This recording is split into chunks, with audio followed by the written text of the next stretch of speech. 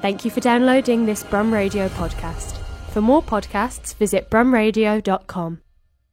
Welcome to the Freak Scene podcast with me, Dave Travis, promoter, photographer and friend to the stars, some of whom pop into the Brum Radio studios for a chat. If you want to listen to the whole show, which includes the music, then pop along to mixcloud.com/Brum Radio. I'm Dave Travis, you're listening to Brum Radio, and that was a great track there, Rudy's in Love by Locomotive, which brings us into my guest this week, Jim Simpson. Hello, Jim. Hello, great to be here. And you're extremely well known, obviously, for Big Bear Records and for the Birmingham International Jazz Festival, but a lot of people might not have known that you played on that track. That's your band, wasn't it, Locomotive? So yeah, everyone thinks that. It was my band. I left the band on the eve of recording that in order to manage it. So I was itching in the control room, wishing I'd got a trumpet with me while somebody else was doing the playing. Yeah, still counts though, really, doesn't it? Does. Yeah. So, you joined Locomotive, what, in 1965? I formed a band called the Kansas City Seven in 1964. None of us had been further west towards Kansas City than Weston-super-Mare at the time. And it was a sort of Kansas City swing band. And we graduated into Blues Hounds, and then we decided we needed a more commercial name, so we became Locomotive. So it ran for about 8 years. Yeah.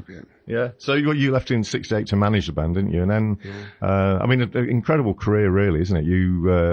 I've seen photos of you at jazz gigs in the 1950s, and then there's that famous one. Who was it? It was somewhere in Balsall Heath, wasn't it? Was it Louis Armstrong? It was Louis Armstrong was playing at a place called the Embassy Sportsdrome on Walford Road, Spark Hill. It's the first time since the MU ban that he toured in the UK, that is, and it was on a revolving stage. It's really weird because half the time you saw their backs or their sides, and they were facing, then they were off again. But the band were on stage, and Trummy and Arvell and Barney and all the guys, but there's no Satch. Yeah. And then suddenly, about 3 feet from my right ear, this most wonderful sound. It was Satch playing the melody line for Sleepy Time Down South. He was walking down the aisle towards the stage, and the Birmingham Mail caught me with my mouth open, looking, checking out his mouthpiece, actually. Yeah. No, it's a great photograph. You've barely changed, to be honest. What year was that? 1954, was it?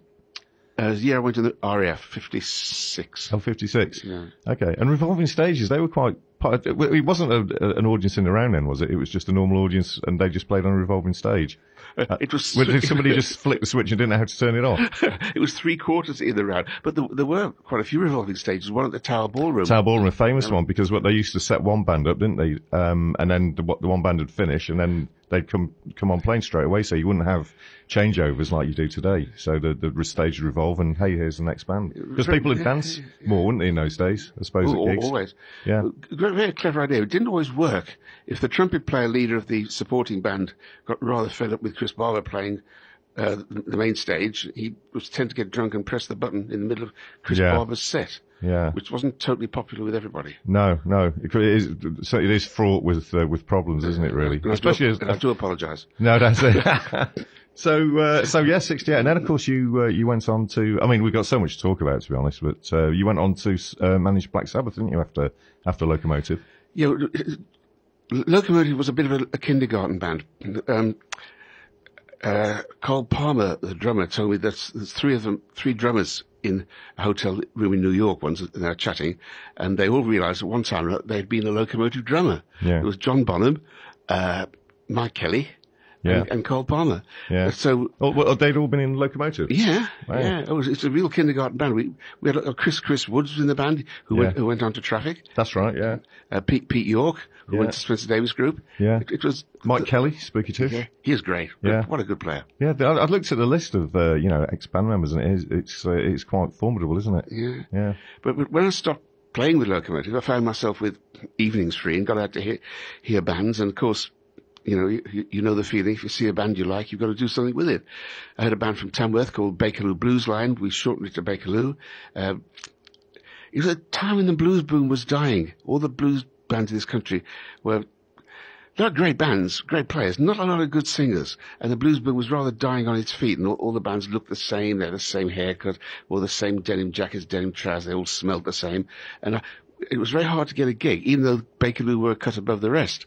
So I rented the upstairs room in a pub on the corner of Station Street and Hill Street on Tuesday nights, called it Tuesdays is Blues Days. That's at the Crown. That's right, yeah. Henry was a rather glamorous Afghan hound that lived next door to me, so we made him immortal by calling it Henry's Blues House, and started by putting Bakerloo on every week. After a while, they started to crack it and get better known and play elsewhere. We started putting American bluesmen in and British rock bands. The first American we had was Arthur Big Boy Crudup, who wrote Elvis Presley's That's All Right Now, Mama. And he was stunning. That was Elvis Presley's first single, wasn't it? I think it was, yeah. Yeah, it was. Great single as well. And there was Arthur Crudup in a pub, opposite New Street Station. I wish it was there now. Well, the pub still is there, isn't it? There's talk about trying to turn it into a sort of music museum. Yeah. But I don't know if that's going to happen. But it's amazing the history of the place, isn't it, really? How long have you got?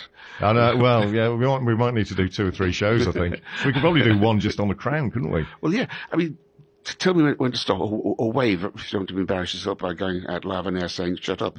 When I ran a campaign about 5 years ago to buy it off Admiral Taverns before they sold it to a Japanese company, people came out of the woodwork. I knew it simply as Henry's Blues House, where Black Sabbath played their first gig, where we had Led Zeppelin, Status Quo, Rory Gallagher and Taste, Thin Lizzy, Status Quo, a lot of great rock bands and great blues bands.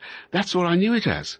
Then this guy came in and said that his father had played in a band called the Modernaires there in 1948. Yeah. And it was the first Birmingham beat group, which, well, there were a lot of beat groups in the 60s, but Modernaires were the first. Then, somebody told me that Ian Campbell's folk group's first venue, before they went on to their big success at Digbeth Civic Hall, that they were at the Crown. And they recorded there the first live folk album in this country for Topic Records. Now, Topic were wholly owned by the Communist Party. Isn't that cool? You've got a Communist Party trying to carry a message, and you've got folk singers singing subversive songs. It's brilliant. Yeah, you're making money out of it. I know. It's an amazing history of the Crown, because they also became a sort of hangout for mods and later for punks as well in the 70s and into the 80s.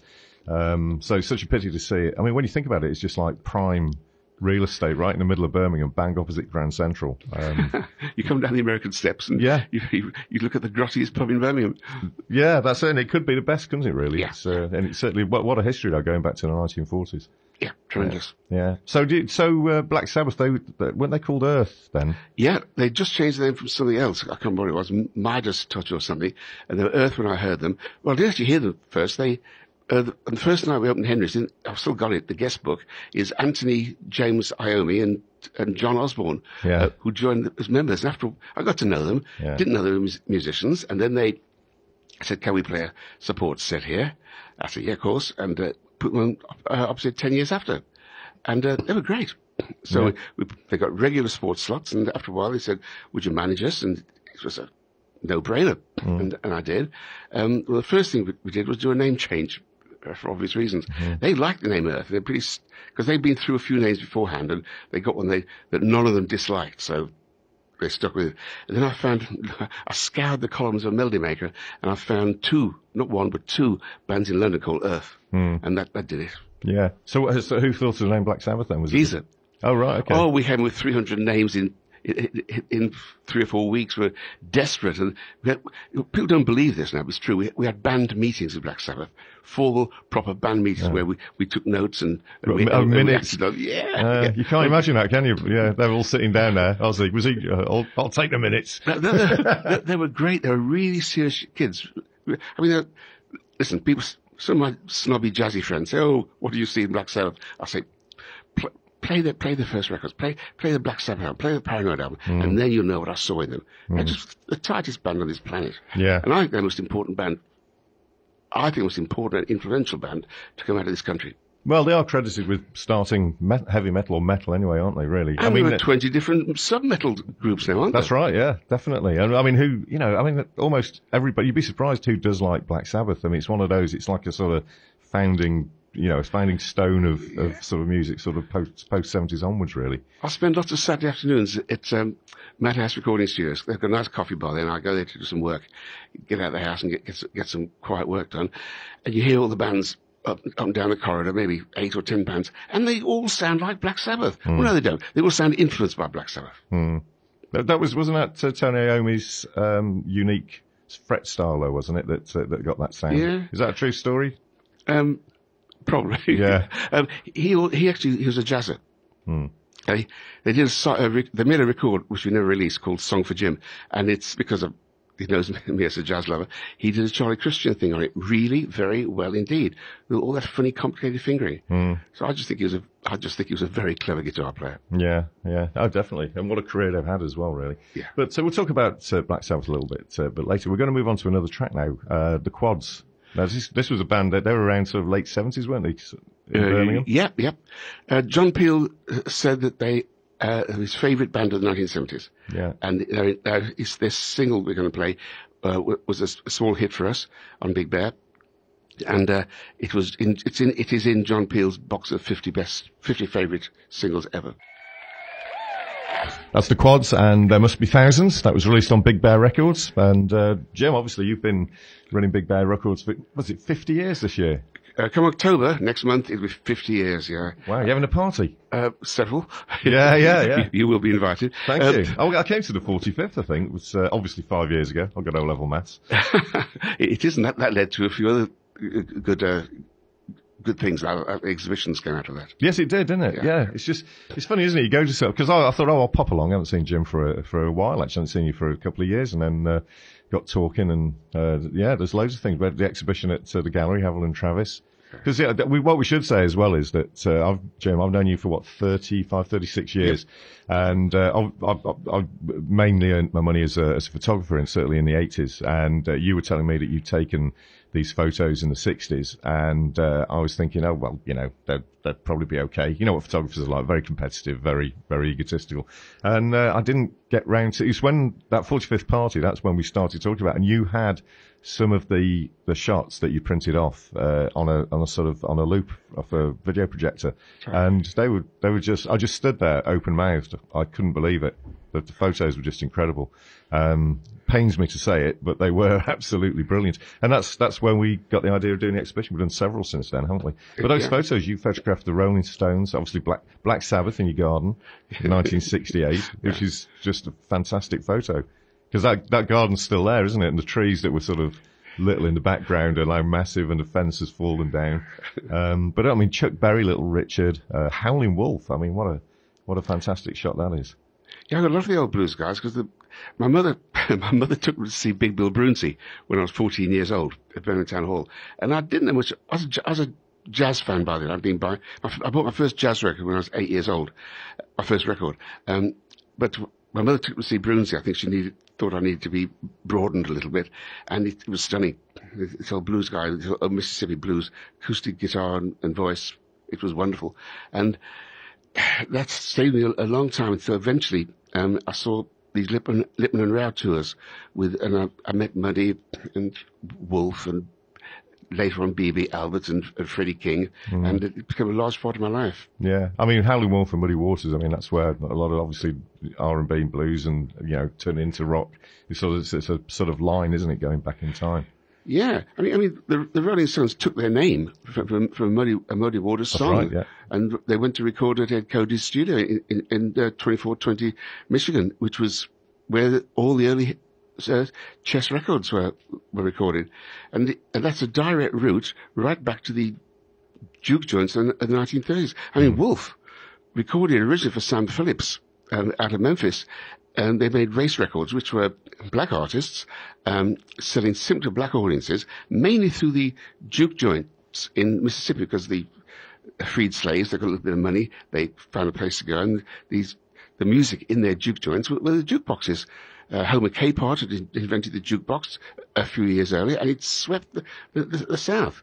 And Sam Phillips made all his money initially out of black artists selling to black audiences. And then later on, of course, who did he have? One time, he had Johnny Cash, Elvis Presley, Jerry Lee Lewis, Carl Perkins, and somebody else, all on Sun Records, all at the same time. What a fantastic label. And Wolf came out of that. Wolf told me, he said, I said, it must have been great to go to Chicago and record for Leonard. He said, man, he said, went to Chicago. He said, I drove my own car there, and I had $4,000 cash in my pocket. He was trying to say, listen, man, I was a success before I got to Chess Records. $4,000 was a lot of money in those days. Talk about late 50s. Yeah. Yeah. I don't know. Yeah. And he's very nice man, very proud. Yeah. Good man. So when did you start taking photos? Because you took I mean, these days people take digital photos, and if you got into a dressing room with Howlin' Wolf or the Rolling Stones, you could snap off 70, 80, 100 photos in just like that, couldn't you? But of course you had a was it a Mamiya C330 for tech fans out there? C330 was a later on. Sorry, I'm getting ahead of myself. Pretty good. Yeah. So, but that's for people that don't know, that's 12 exposures, is it, on a roll film? Yeah. So you go in there, and I guess you didn't change films very often, so you had a maximum of 12 shots, didn't you, to get these photos? Well, some of them, like Chuck Berry, were not at all patient. So really, you just got 12 shots. Did you just knock on the door then? I mean, were you connected to the gig at all, or did you just knock on the door and walk in? It's important to know people in influential places, like the woman who ran the desk at the town hall in Birmingham, yeah, who always invited me in. Yeah. But I was doing stuff for Melody Maker, so they got used to me there because of the Melody Maker thing. And the bluesmen, the Americans, they leapt. When I took Richard, Little Richard, I must have shot 2 rows of film, and I was feeling embarrassed that I was taking all his time. I said, "Listen, I'm ever so sorry. Take all your time like this." He said, No, you go ahead, man. He said, "I'm the prettiest man in rock and roll." That's right, which is it's part of the title of the last exhibition that we did together, wasn't it? But those photos are sensational. I've not seen any better photos of Little Richard. And what an act he is, and what a star. You say, just a true performer, isn't he? I also found that being a fan and talking about the music and talking about them and the people I recorded with, that made them relax a bit. And they're a bit slower to throw me out than they might otherwise have been. Yeah. Yeah. Rolling Stones as well. Is that Birmingham Town Hall? Those photos taken? Several times. The photographs that we were looking at last week were at the old ATV studios at Six Ways in Aston. That became BRMB, didn't it? It did. Yeah. Yeah. Opposite the Source Factory. Yeah. Yeah. So, no, amazing, really. That's, but to be able to have met all those people must be just an incredible experience. It didn't seem particularly unusual at the time because, I thought the rest of my life was going to go on being like that. Yeah, well, more or less has, hasn't it, Jim? It's not changed radically since then. Well, I don't have the access to well, they're not guys like that who created the originators of rock. They're not around anymore. No. More's the pity because it's very rare you hear a band these days that's really got something special. A lot of people play great. Now, I don't know how kids today get to be as good as they are. Because when I was learning to play, and I'd try to get my 3 or 4 hours a day practicing on trumpet, all I had to worry about was not doing my homework, looking at girls from a long way away, and listen to Kenny Baker's Dozen on the radio. These days, they've got all these techie things they've got to go through. They've got that thing that's stuck on their left hand, which they spend all their life looking at. How do they find time to practice? Well, I think some people are just driven by music, aren't they? I think it still probably holds the same now as it did 50, 60 years ago. I think I still meet bands, young bands that are really focused on what they want and what they're doing. So I think, technically things change, but I think, ultimately, I think love of music never really changes, does it? That's encouraging to hear. Yeah. We're going to move on now to Tom Waits. So, do you have a story with Tom? Or? No, except I'm a fan. There's 3 or 4 American musicians who I think have been so influential in popular music, and with me particularly, people like Randy Newman, Leon Russell, and Tom Waits. I think that's amongst along with Chuck Berry, amongst the finest American poets of the 20th century. Yeah. And I think they're very important. And I'm still recording Tom Waits songs. I record a band from Preston in Lancashire called Tibatina, and their name's taken from Professor Longhair, the New Orleans piano player. And we've recorded 2 Tom Waits songs already, and we're going to do more. Yeah, yeah. Although nobody does a Tom Waits song quite like Tom Waits, do they really? No. No. I got into Tom Waits when I was at art school. There was the technician who used to hire out the cameras. He used to make up, I think they were illegal actually, thinking back on it, but he used to sell bootleg tapes. I got some bootleg live stuff of Tom Waits, and that's, but he said, you got to try this. I think he only charged me £3.50. It's just a good business move on it. But no, it brings back happy memories, Tom Waits. Let's listen to him. That's Tom Waits. Couldn't be anybody else, really, could it? There's there certainly isn't anybody that sounds like Tom Waits, is there? Absolutely not. So that took me right back to the 1970s in art school in Nottingham there. Amazing. So, but he's, like I say, he's extremely distinctive, isn't he? There's no one's really sort of copied that sound, have they? It's hard to. I also think it must have taken a lot of courage initially not to try and modify his sound, not to try and make his voice sound more immediately acceptable. Yeah. It's a very raw, animal sort of sound, really, but it doesn't sound totally musical at first. When you hear him a few times, you understand the depth of the music. I used to work with his tenor saxophone player, Teddy Edwards, and he had nothing but good to say about Tom. And Teddy was a classic jazz player who you'd have thought was very, very picky, but he adored Tom. When Tom came with a band, including Teddy, to London, the sort of a European tour, the story goes that went so well in the rehearsals without the band that he sacked the band after the first night, and did the rest of the tour just him and Teddy. Right. And that must have been great, because Teddy was a poet. Yeah, and more profitable, of course. Do you think that was in the back of his mind? He just thought, hang on, this is good enough. I think probably not. Yeah, no. So we're going to move on to Black Sabbath again. We were talking about them, and I mean, this is probably, if people only know one Black Sabbath track, then I guess this is it. Yeah, I think the other real distinctive one is this track called Black Sabbath off the first album, which was produced by Roger Bain. Can I just tell you a bit about that? Yeah. Sabbath were the hardest working band you ever heard in your life. When they did the Star Club in Hamburg, which they did on 2 separate occasions, midweek, this is absolutely true, they do 6 45s a night. That means between 8 and 2, 45 on, 15 off, all the way through. Weekends, Friday and Saturday, they do 8. They came back to England, and to do 2 one-hour sets was a stroll in the park. They were such a tight band. Now, when they were at the studio with Roger, after about an hour, Ozzy whispered to me, "What's he doing?" I said, "I don't know, he's producing our record." He said, "Not doing anything." I said, "Well, okay." And in the bus on the way back to Birmingham, we were saying, he didn't do anything, he just sat there. It took me a few years to realize that was pure genius, because he knew it was right. And why mess with things? Now, a lot of producers, they try to imprint their presence on a recording so that they've contributed something. But Roger was so bright to step back and say, "This is perfect. All I do is press record, and let me count up to 4 and start." But he was responsible for that wonderful storm of church bells ringing and rain and thunder at the beginning of the Black Sabbath track, the very first one, which is a really distinctive track. But the one you're going to play now was the one, as you said, that it's their trademark. Yeah, and when you say on the bus on the way back, was that a West Midlands transport bus, or was that not a luxury tour bus? Neither. It was a short wheelbase Ford Transit. Oh, right. Oh, elderly. Yes, yeah, that's right. Because bands used commas before that, didn't they? And then when the Transit came in. That's right. Yeah. But the comma wasn't that stable, wasn't it? It was quite a bit smaller. No, but the benefit between the 2 front seats was the engine. And it got very nice and warm. In winter, it was great to sit on the engine on the way back from a gig at 3 o'clock in the morning. At least you get your bum warm. Yeah, that's Paranoid, Black Sabbath. That's the band, and up on Cripple Creek, if we're allowed to say that anymore, probably not. But there you go. It was fine in the 70s. So the band, is that one of your favourite bands? Well, 2 favourite rock bands are America. It's the band, and in the rest of the world, it's Rolling Stones. I think between the 2 of them, they do most things for me when it comes to rock. The band are very interesting. They were put together with Dylan for Nashville Skyline. You probably remember. But there's a nice story there. There's a rock and roller called Ronnie Hawkins, who's got a club in Langer Street in Toronto.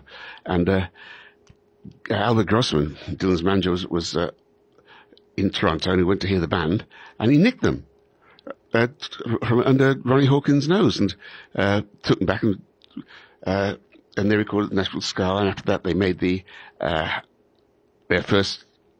own first album, which was music from the Big Pink. Then they did the classic album, the Brown album, which that's from, and they never put a foot wrong for me. But what beats me is the next time Grossman was in Toronto, he was allowed back into Hawkins' club. Maybe he was a big spender, you know. Yeah, maybe, but he nicked his band again. And this band, he nicked it for a singer he had called Janis Joplin.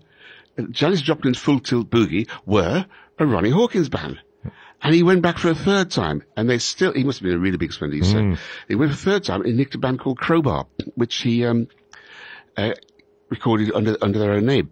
And I brought my first blues tour over here was not an American, wasn't black. It was a man called the King Biscuit Boy, Richard Newell from Toronto. And he had taken a Ronnie Hawkins band. So if I was Ronnie Hawkins, I'm not sure how I'd feel about all this. Well, he's obviously fairly relaxed about it, isn't he? Or he's, I don't know, straight. The music business is littered with stories like that, though, isn't it, really? I think, what do you do about it, really? But well, there you go. You can't argue with Albert Grossman, I guess, can you? So did you ever meet the band, or? Yeah, I met Levon Helm, and he's still a hero of mine. He's died now, poor man, but he's great. He went to a good solo career afterwards. The band had 3 singers, all good, all great, but Levon was the best.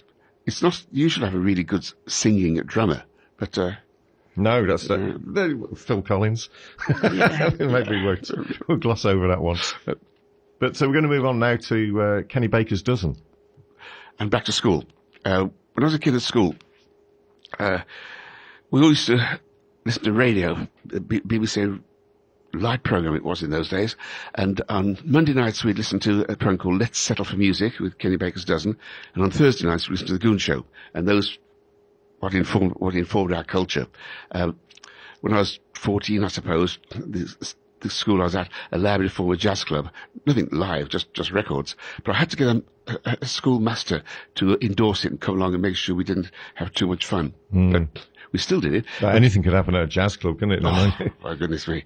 But Kenny Baker Kenny was one of the top British trumpet players ever. One of my favourite 3, the other 2 being Humphrey Lyttelton and Bruce Adams.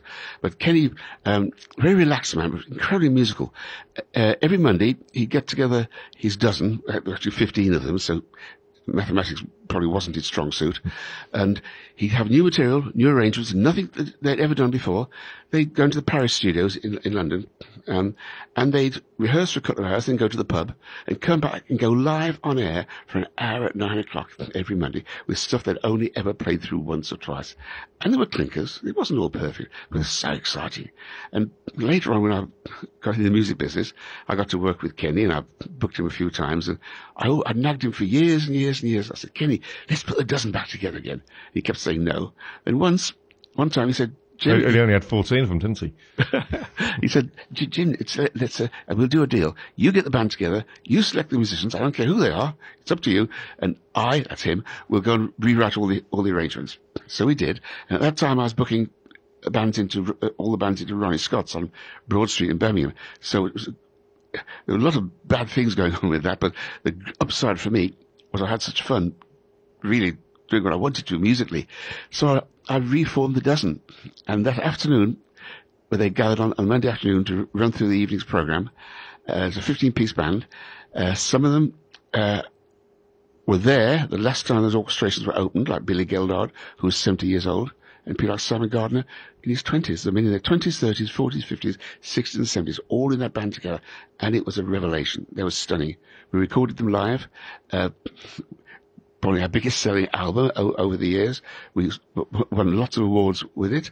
But I must tell you, Kenny was a sergeant major, small man, but really tough. And he didn't mind a drink. On the Wednesday night, it's the third night in, we all went to the pub in the intermission. And in the pub, Bruce Adams, a large, garrulous, loud Scotsman, and the best trumpet player you heard, apart from Humphrey Kenny, said, "Oh, Kenny, we nailed it now. We've got it now. No problems. This is going to be easy from now on."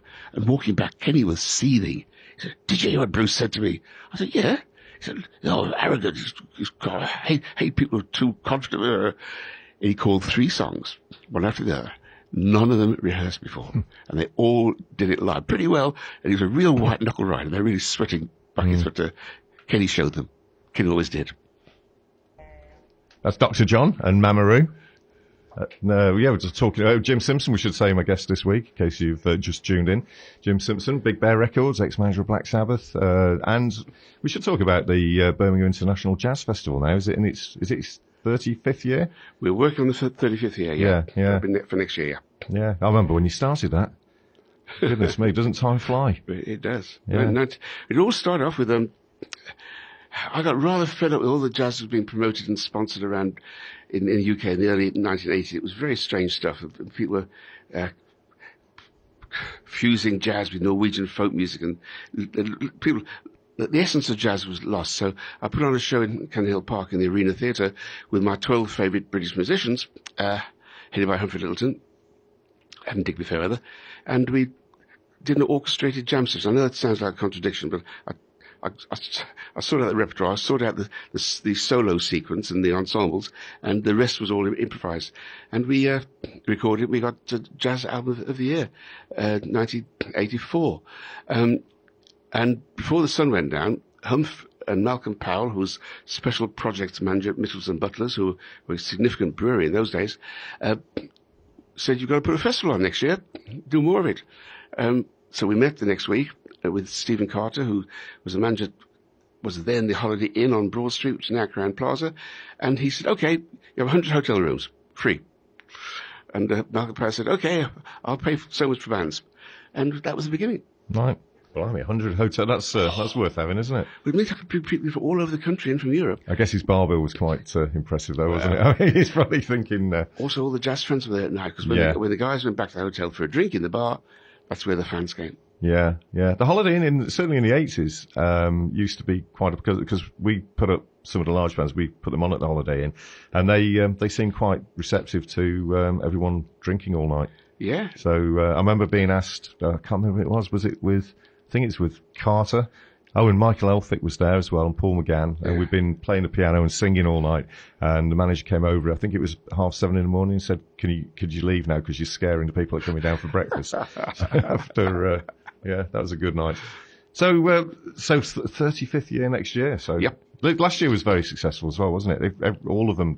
I mean, the numbers of people it brings into the city is phenomenal, isn't it? 76,000 this year. Yeah. And when you think what they spend on hotel rooms and taxis, restaurants, and all the extra bits and pieces. Yeah. The spend figure of for this year apparently was 3.7 something million. Yeah. So, but we did 234 shows, and 218 of them were free to the public. Mm. And we had bands from a dozen countries. I mean, 234 shows, because you've not got a big team, have you, behind you there, really?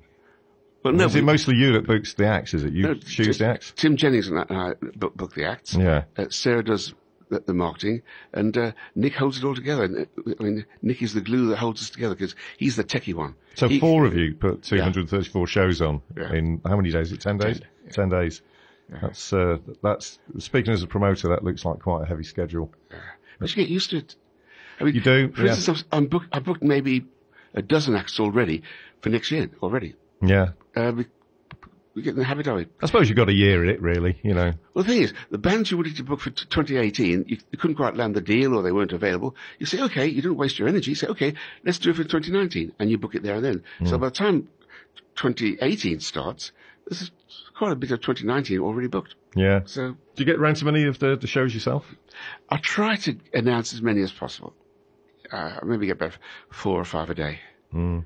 But there's always a nice little launch party, isn't there? Was it at the Rep this year? Was it? What was the band that played there when they were doing like sort of? It sounded like sort of cartoon music. Do you remember they're a wonderful band. They're called the Budapest Ragtime Orchestra from Hungary.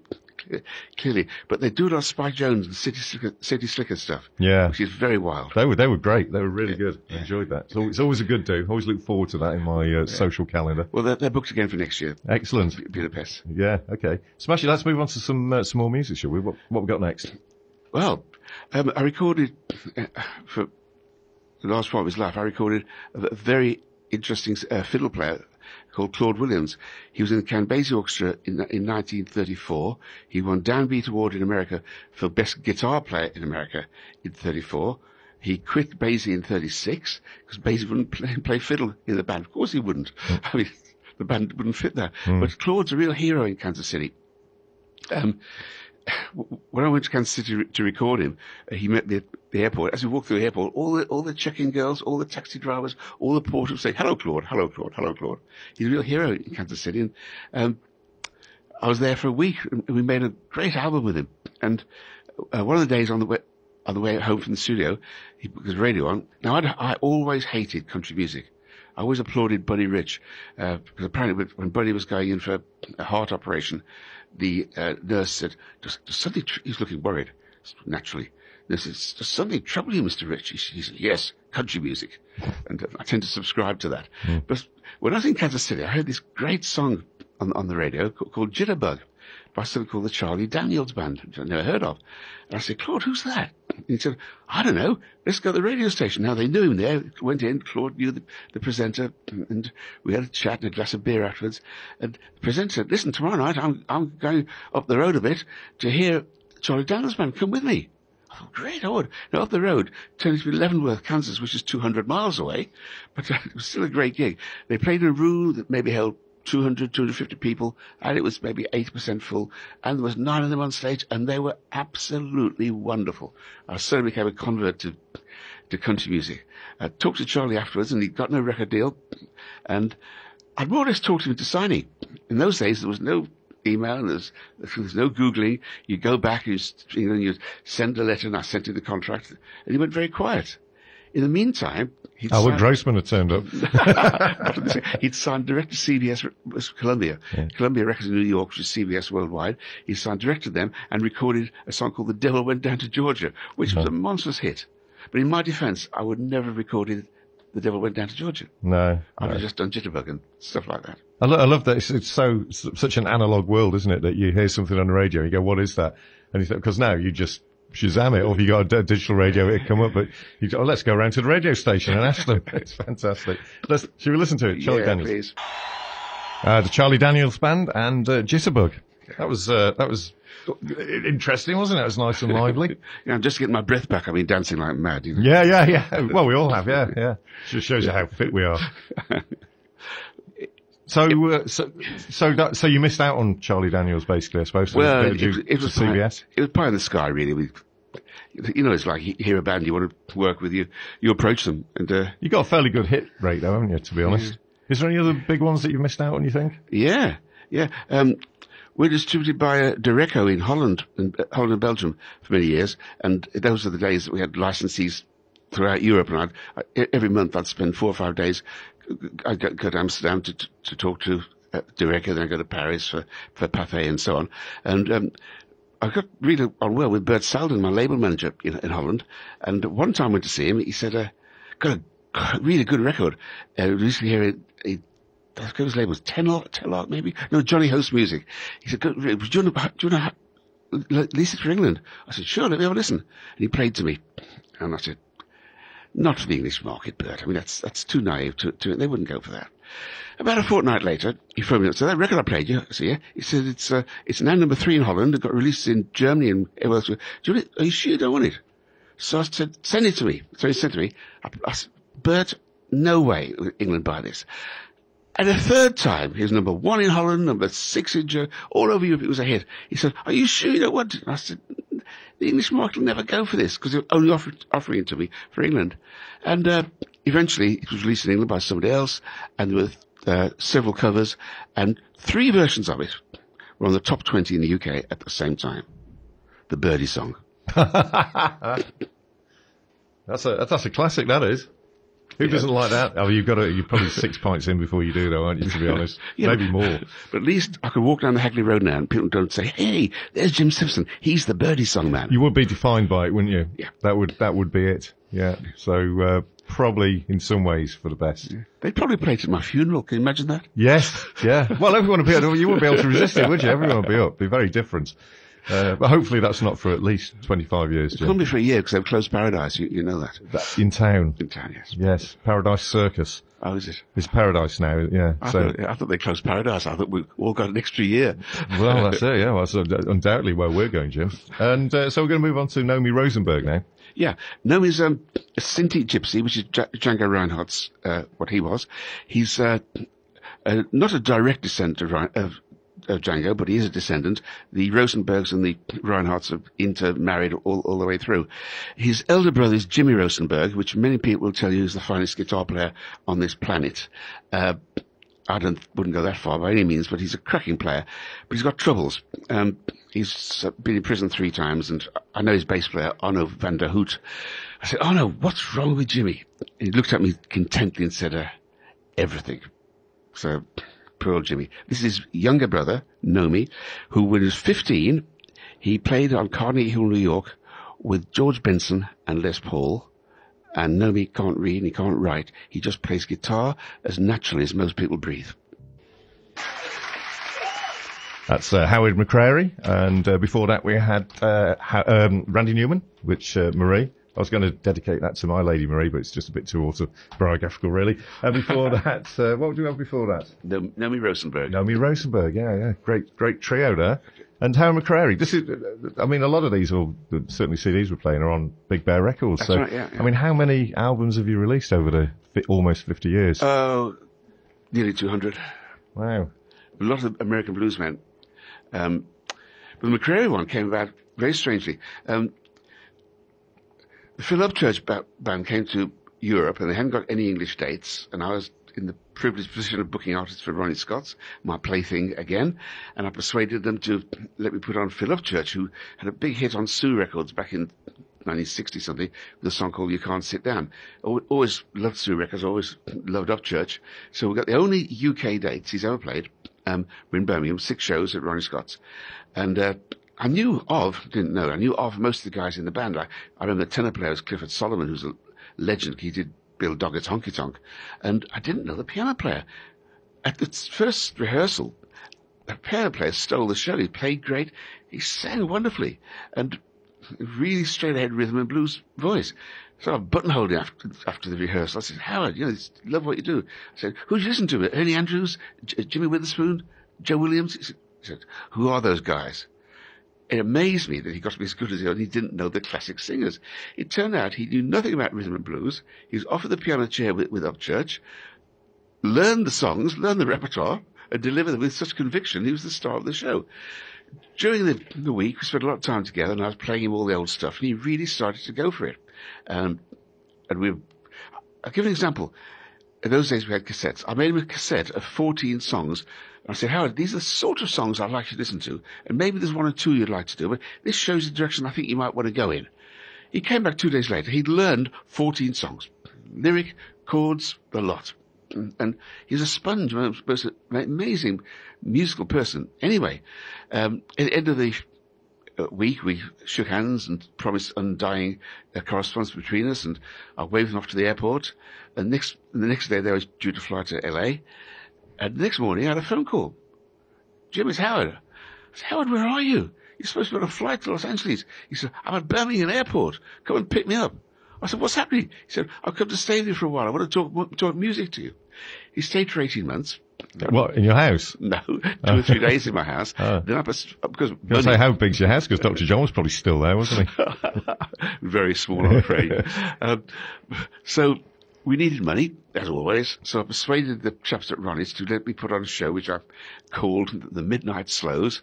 And at 11:30, the main band finished at Ronnie's. Every night at midnight till 2, Howard would go on stage, just him and piano and singing, and the audience was sensational. He really built a following. So we built a band around him. We've got a flat. I rented him a piano, and paying for all this with running him at Ronnie Scott's. Put a band together, started doing some shows, did some radio, did TVs in Europe. We did Germany, Austria, France, and Belgium tour with him.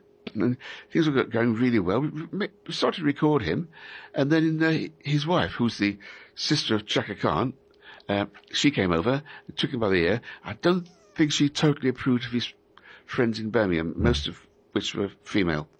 So he took him back to LA, and we lost touch.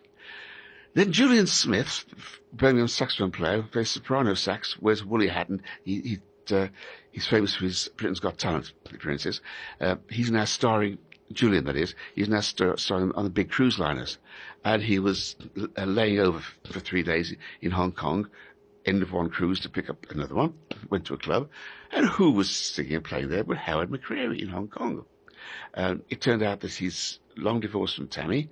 He's married a very attractive Chinese girl, and he's very happy in Hong Kong. But he said, make sure you put me back in touch with Jim, which he did.